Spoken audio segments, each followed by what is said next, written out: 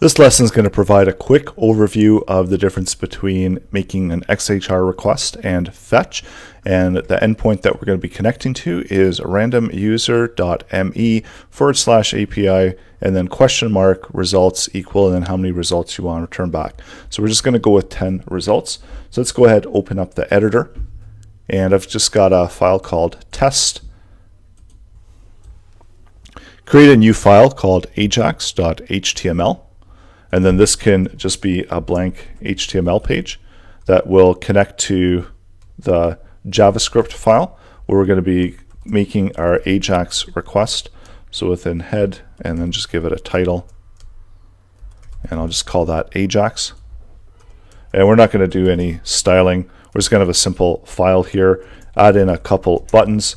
Give the first one a class of btn1. And so this will be the XHR request.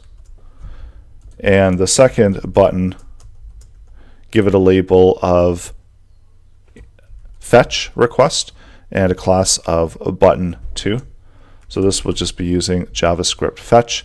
And then lastly, set the script file, connect to a source, and the source is going to also be ajax.js. So it's going to be the file that we're going to be connecting to. So let's go ahead and we'll create that ajax.js file. So ajax.js, same directory, so that we're just simply linking to that file from the main Ajax HTML file. So now we can look at connecting it with JavaScript. And this is the one that we're going to actually run within the live server. So go ahead and select Open Live Server, and you should see the page being output. Also open up the dev tools so we can see the console content. And we've got the two buttons and the console content. I'm going to make this, minimize it fairly small. Also have the code here on the left-hand side so that you can easily see what's going on within the browser. And going into Ajax. So first of all, let's make connections to the first buttons so that we can access them. So using the query selector, we're going to select the element with a class of btn1. And then we'll also do the same for button 2. So button 2. And then adding event listeners to these elements. So add event listener. And the event that we're listening for is going to be the click event. So we're passing in the event object. And we can have a function that's going to run here. So this one will be just doing the request, and that's going to be XHR. So we'll run a function for that and create the function request XHR. And we can pass in the event object. So whenever that button gets clicked, we're going to run that function. And whenever the second button gets clicked, then we're going to request, and this is going to request fetch. And we'll create a second function that can handle the fetch request when it gets invoked. And we're connecting to the same URL. So let's set up the URL for that. And that's going to be the content coming from the random user endpoint. So it's going to be our base URL that we're going to be connecting to. So first let's do this with the XHR request. So let's create a new XHR object. And by using new, and that's XML HTTP request object that we're creating. So it's going to be referenced with the variable name of XHR. And then for XHR, we're going to listen for the ready state. And whenever the ready state changes, then we're going to invoke the anonymous function. And what this function will do is this will check the ready state. So right now we'll just log out the current ready state. So we can take the XHR object and get the ready state value. And we're going to be looking for the ready state value of 4. So right now what's going to happen is it's going to change through all the different ready states.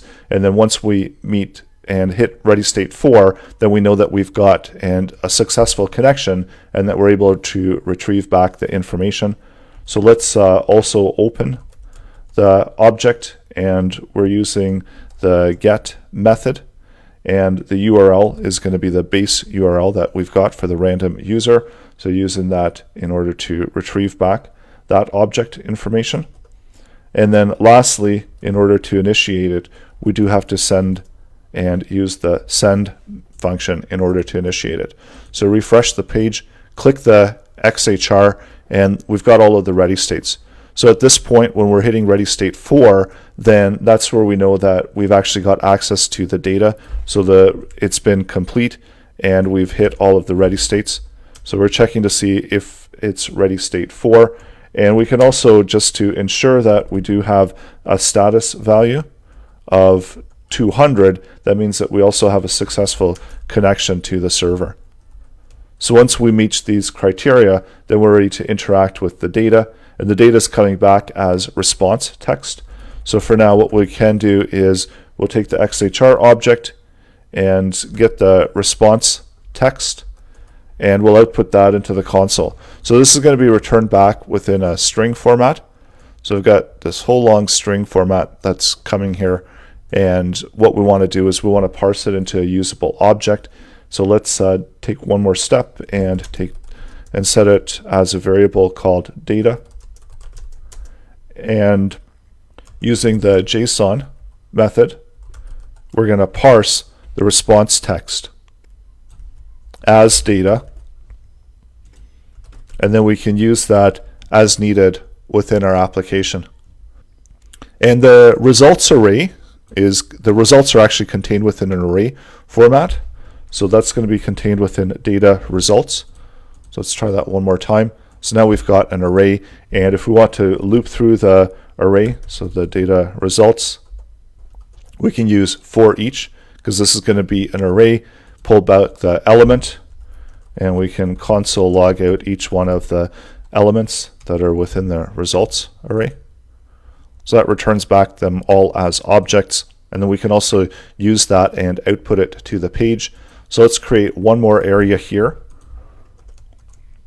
I'll just create a div, give it a class of output, and then within the JavaScript, we're going to select the element using the query selector, select the element with a class of output, and this is where we can populate the information. Take one more look at what we've got for the output here, and as we launch this, we can add to the output element. So taking the output and inner HTML. So we're just going to add to the contents of that object. And using a template literal, so that's those backticks that are to the left of the 1 key on the keyboard. And that allows us to bring in the content.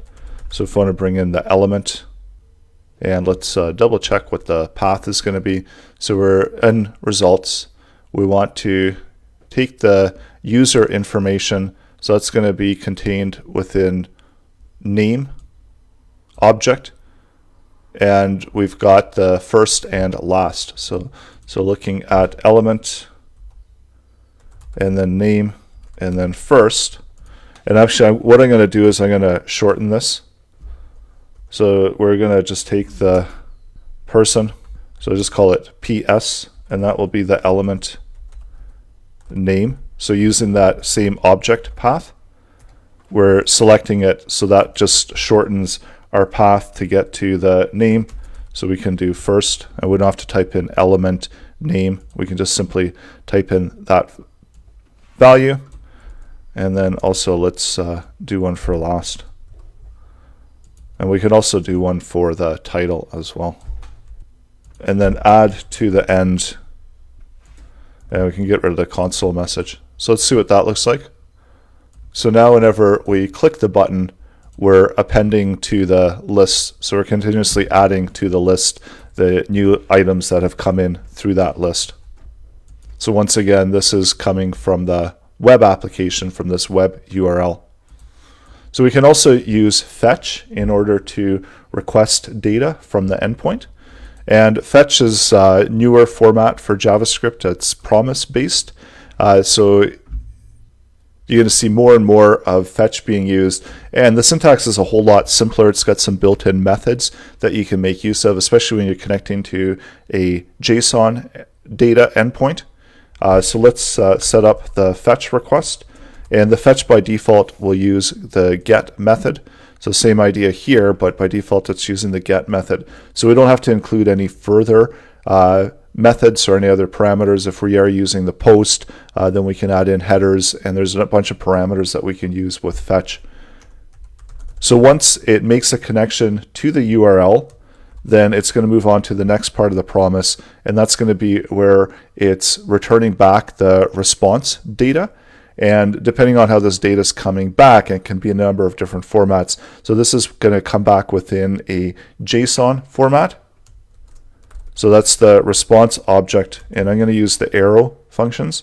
So we're simply going to be returning back the response object and doing a return on it. So that's going to move it to the next part of the promise, where now this is going to be responded back. And because this is JSON, there's a special method that converts the JSON data into a JavaScript object within fetch, and that's just going to be by the JSON and the rounded brackets. So next up, we're retrieving it back as data, and then from here, what we'll do right now is we'll just console log out the data. So we'll be roughly at the same point where we are here, where we've got the response text value. So let's see how fetch works, and we're returning back the results array. So this is the same point that we have here, and because this is going to be all the same going forward, what we can do is we can create a function that will add the text. So this will add in whatever the new object data is, and we can just call that data, and it can loop through the data results. And we can even shorten this as well. We can pass it in as the data results. So that will just, whenever it retrieves back the data results, it can output those into the output area. So let's also add that here, where we've got the data results. And now we've got the two request methods. They're both connecting to the same function that's going to output the content onto the page. Let's refresh, just make sure that they're both working, and they should both be working actually the same way. And so there we go. We've got ability to list out and connect to an endpoint. So one other thing that I want to do before we conclude, so if for whatever reason the endpoint isn't working, we can also run with a local JSON file. So let's go ahead and we're going to create our user JSON file. So I'm saving it on the same folder directory as I've got my other files, my JavaScript files and my HTML file. And what I'm going to do is I'm going to go over to the endpoint, just select everything from that endpoint and save it. So now instead of using the endpoint, and of course I'm going to always have the same data, so that's one of the disadvantages, but this is another option in case the random user isn't working. So you can create your own random user JSON file, and that will still work within the file, but as we can see, the data is always going to be the same because it's just pulling it in from this JSON file. So that's an alternative if for whatever reason you can't reach the endpoint, that you can always have the JSON file locally and make your XHR requests or your fetch requests to those local files as well.